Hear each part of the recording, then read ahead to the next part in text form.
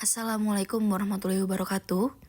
Pada pertemuan hari ini kita akan membahas tentang kajian kinetik dan kinematik pada elbow joint atau pada area siku.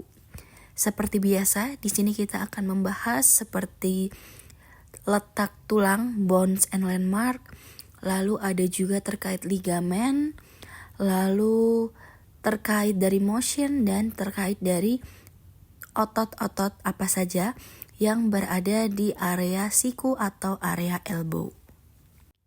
Baik, jadi di sini adalah lanjutan dari materi kemarin. Kita sudah belajar mengenai motion dari shoulder girdle lalu shoulder joint. Nah, di sini selanjutnya kita akan turun ke regio selanjutnya, yaitu adalah regio dari elbow, yaitu di area sekitar siku yang akan kita bahas pada materi hari ini. Yang pertama kita akan membahas terkait bone and landmark atau tulang dan letak-letaknya. Jadi di sini elbow sendiri memiliki 3 tulang. Yang pertama ada distal humerus, lalu ada juga ulna dan ada juga radius. Sementara itu elbow memiliki 3 ligamen yang nanti akan kita bahas satu-satu, 2 joint atau 2 persendian dan 1 kapsul. Nah di sini elbow sendiri memiliki suatu fungsi khusus atau dinamakan carrying angle. Di sini fungsi dari carrying angle adalah yang pertama untuk membantu lengan agar tidak menyentuh pinggul saat berjalan. Kedua, memudahkan membawa benda di tangan dan membantu koordinasi lengan. Nah, di sini kalau teman-teman sadari, ketika kita jalan atau kita membawa benda, beban, saat berjalan itu kita pasti menekukan siku. Biasanya sekitar 10 hingga 15 derajat pada pria dan 13 sampai 18 derajat pada wanita, atau rata-rata sekitar 15 derajat. Nah, dari carrying angle di sini ini memudahkan kita untuk melakukan koordinasi gerak. Jadi kalau teman-teman membawa barang itu agar bagian pinggulnya tidak menyentuh elbow, itu adalah dengan melakukan posisi dari carrying angle. Oke, lalu selanjutnya di sini ada bagian distal humerus. Kita bahas dulu di bagian humerus. Yang pertama ada area trochlea. Ini adalah area permukaan dari artikular yang berbentuk seperti katrol di sisi medial distal humerus. Nah, di sini dia berartikulasi dengan trochlear notch dari ulna. Fungsinya dia sebagai sendi engsel. Kalau kemarin kita bahas di bagian sendi shoulder atau shoulder joint itu adalah bentuknya peluru atau nama lainnya adalah ball and socket. Kalau pada trochlea di sini fungsinya adalah sendi engsel atau hinge joint. Jadi di sini memungkinkan pergerakan dari fleksi dan ekstensi pada elbow. Lalu selanjutnya ada capitulum. Di sini capitulum adalah permukaan artikular berbentuk bulat pada sisi lateral distal humerus. Dia membentuk artikulasi dengan head of radius. Di sini biasanya membantu dari gerakan pronasi dan supinasi. Lalu ada medial epicondylus, di mana ini merupakan suatu tonjolan tulang di sisi bagian medial distal humerus. Di sini biasanya merupakan tempat dari pelekatan beberapa otot flexor lengan bawah. Lalu ada lateral epicondylus. Nah, di sini tonjolan di sisi lateral atau di samping. Fungsinya untuk tempat peletakan otot ekstensor, dan dia juga sering di sini kalau ada permasalahan tenis elbow, dia mengalami suatu permasalahan di sisi lateral epicondylusnya. Lalu ada lateral supracondylar ridge, merupakan di sini punggung tulang di atas lateral epicondylus. Biasanya di sini untuk stabilisasi dan kontrol lengan bawah.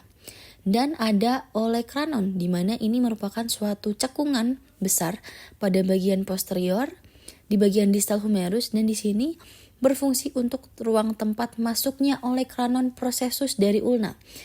Dan di sini digunakan untuk melakukan ekstensi penuh. Jadi di sini olecranon di sini dari cekungannya bisa dimasuki atau tempat untuk meletaknya processus olecranon dan bisa menggerakkan sendi berupa ekstensi semaksimal mungkin. Selanjutnya kita akan bahas apa saja struktur tulang yang ada di bagian ulna maupun di bagian radius. Jadi yang pertama di bagian ulna merupakan tulang lengan bawah yang terletak di sisi medial atau sejajar dengan kelingking. Tulang ini berperan penting dalam stabilisasi dari elbow joint. Nah, di sini yang pertama ada olecranon atau tonjolan di bagian proximal ulna, lalu ada trochlear notch, lalu ada coronoid processus, lalu ada radial notch, lalu ada ulnar tuberosity. Di sini merupakan tempat perlekatan dari otot brachialis. Lalu ada styloid processus of ulna, ini ada di ujung distal ulna, dan ada head of ulna, atau dia di bagian ujung distal ulna yang berartikulasi dengan radius pada radio-ulnar joint. Lalu yang kedua ada bagian radius. Di sini kalau radius dia terletak di sisi lateral atau sejajar dengan ibu jari. Tulang ini berperan untuk rotasi lengan bawah. Untuk tulangnya, strukturnya yang pertama ada head of radius. Dia ada di proximal radius, bentuknya bulat. Lalu di bawah setelahnya ada radial tuberosity. Ini merupakan tonjolan tulang di bawah dari head of radius. Lalu ada styloid processus of radius. Jadi styloid processus ini berperan dalam stabilisasi wrist joint serta untuk menjadi tempat perlekatan dari beberapa ligamen yang ada di pergelangan tangan. Jadi secara general, ulna ini lebih berperan dalam stabilisasi elbow joint, sementara radius berperan dalam gerakan pronasi dan supinasi. Selanjutnya di sini bagian elbow joint memiliki dari 3 ligamen dan 1 membran. Yang pertama adalah ligamen medial collateral ligament atau singkatannya MCL. Di sini dia merupakan suatu ligamen yang fungsinya untuk menjaga stabilisasi medial siku di bagian elbow dan menahan dari valgus stress, yaitu ketika gaya yang mendorong lengan bawah ke arah luar dari garis tubuh. Di sini dia letaknya dari medial epicondylus humerus menuju coronoid processus dan olecranon ulna.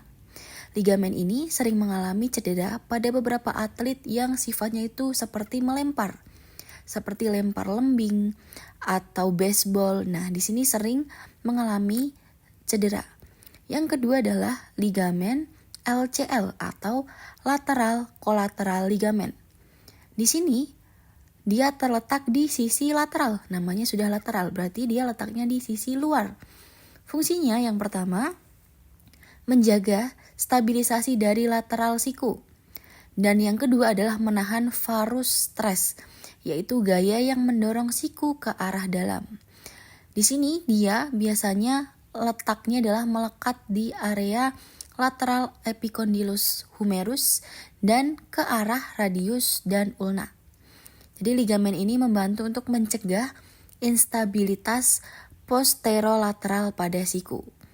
Lalu ada anular ligamen. Jadi di sini adalah ligamen yang bentuknya cincin yang mengelilingi head of humerus. Fungsinya menjaga kepala radius tetap berada pada radial notch ulna dan memungkinkan radius berputar saat gerakan pronasi dan supinasi. Dia letaknya adalah di bagian anterior dan posterior radial notch pada ulna. Fungsinya, ligamen ini adalah untuk stabilisasi proximal radio-ulnar joint. Lalu ada juga di sini namanya interosseous membran. Ini adalah lembaran jaringan fibrosa yang menghubungkan dari radius dan ulna sepanjang lengan bawah. Fungsinya dia menjaga untuk supaya ada kestabilan antara radius dan ulna. Lalu dia juga mendistribusikan beban dari tangan ke siku dan menjadi tempat perletakan otot-otot lengan bawah. Dan interosseous membran di sini juga membantu koordinasi dari gerakan pronasi maupun gerakan supinasi. Selanjutnya kita akan membahas dari otot-otot apa saja yang ada di area elbow joint. Di sini ada 8 otot. Yang pertama ada brachialis, lalu yang kedua ada brachioradialis, yang ketiga ada bicep, keempat ada supinator, kelima ada tricep, keenam ada anconeus, ketujuh ada pronator teres, dan terakhir ada pronator quadratus. Nah, di sini kita nanti akan membahas dari masing-masing origo insersionya, letaknya di mana, dan dari pergerakan actionnya itu seperti apa. Kita bahas dulu otot pertama. Yang pertama ada brachialis muscle. Dia letaknya di pertengahan dari humerus, di bagian permukaan anterior. Lalu dia insersionya menempel pada processus coronoid dan di area ulnar tuberosity. Di sini otot brachialis muscle biasanya digunakan aktif saat kita melakukan fleksi elbow. Lalu yang kedua ada otot brachioradialis. Dia fungsinya sama untuk fleksi elbow.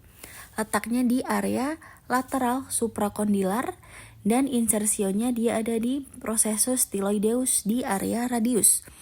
Di sini dari brachioradialis dia bersinergis dengan syaraf radial nerve atau nerve radialis yang dimana dia melewati dari cervical 5 ke cervical 6. Selanjutnya adalah bicep brachii. Nah, kemarin kita sudah menggambar dari letak bicep brachii. Yang pertama, dia mempunyai 2 kepala, bicep, B. B itu kan 2 dibahasakan. Jadi di sini yang pertama ada long head dan ada short head. Yang pertama long head. Dia origonya ada di supraglenoid di bagian scapula.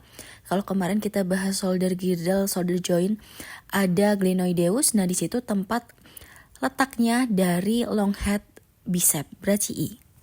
Seperti yang saya katakan tadi bahwa kepalanya 2. Yang satu long head, yang satu short head.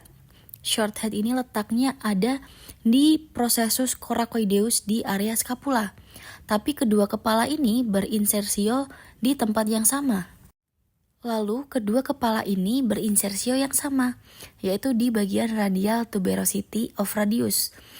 Di otot bicep brachii ini dia bisa melakukan aktivasi sebuah motion yaitu elbow flexion dan forearm supinasi. Selanjutnya adalah otot supinator. Nah, sesuai dengan namanya, supinator berarti fungsi dari otot ini adalah untuk melakukan supinasi. Dia melekat pada origo yaitu area lateral epicondylus, dan insersionya dia ada di area anterior bagian proksimal dari sisi radius. Nah, di sini dia bersinergis dan mengalirkan nerve yaitu nervus radialis yang bersinergis dengan cervical 6. Selanjutnya adalah tricep. Nah, di sini sesuai dengan namanya, tri atau tricep. Dia memiliki 3 kepala. Yang pertama ada long head, ada lateral head, dan ada medial head. Kepala panjang atau long head, dia letaknya di glenoid dari scapula. Lalu lateral head, kepalanya dia menempel di bagian inferior tuberculum dari humerus. Dan medial head, dia letaknya ada di posterior dari humerus. Ketiga kepala ini mereka berinsersio menempel di tempat yang sama, yaitu di bagian olecranon dari ulna. Di sini fungsi dari tricep adalah untuk melakukan ekstensi dari elbow. Selanjutnya kita akan membahas terkait anconeus muscle. Dia letaknya di samping lateral bagian epicondylus.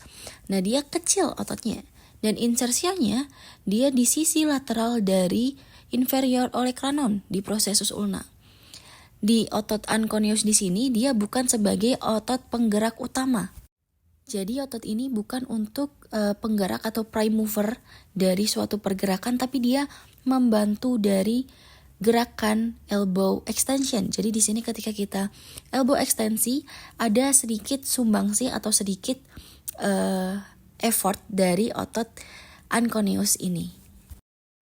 Selanjutnya adalah otot-otot pronator. Ada pronator teres dan ada pronator quadratus.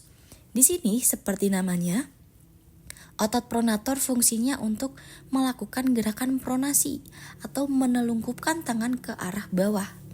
Di sini, kalau teman-teman lihat ada dua otot pronator. Yang pertama pronator teres itu di bagian atas, yaitu di bagian medial epicondylus, dan insersionya dia di lateral radius. Sementara otot pronator satunya lagi, pronator quadratus, dia letaknya di bagian bawah. Dia melekat pada distal dari ulna dan distal dari radius.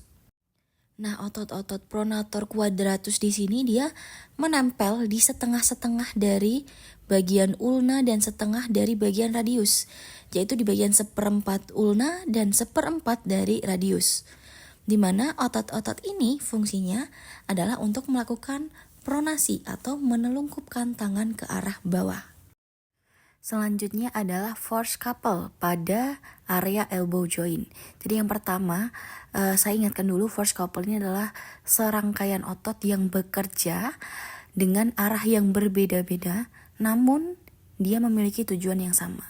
Jadi contohnya di sini pada force couple pada supinasi bagian forearm lengan bawah, di mana pada gambar ini terlihat seperti gerakan memutar obeng yang merupakan salah satu contoh dari pergerakan supinasi.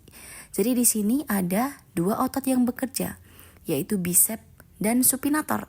Jadi di sini bicep brachii menarik dari radius ke arah atas dan memutar keluar. Sehingga di sini terjadi gerakan memutar keluar. Dan supinator di sini dia memutar radius sehingga telapak tangan menghadap ke atas atau supinasi. Jadi dua otot ini bekerja secara bersamaan dan menghasilkan gerakan supinasi yang kuat. Supinasi sering digunakan seperti saat membuka tutup botol, menggunakan obeng, lalu membawa benda dengan telapak tangan menghadap ke atas.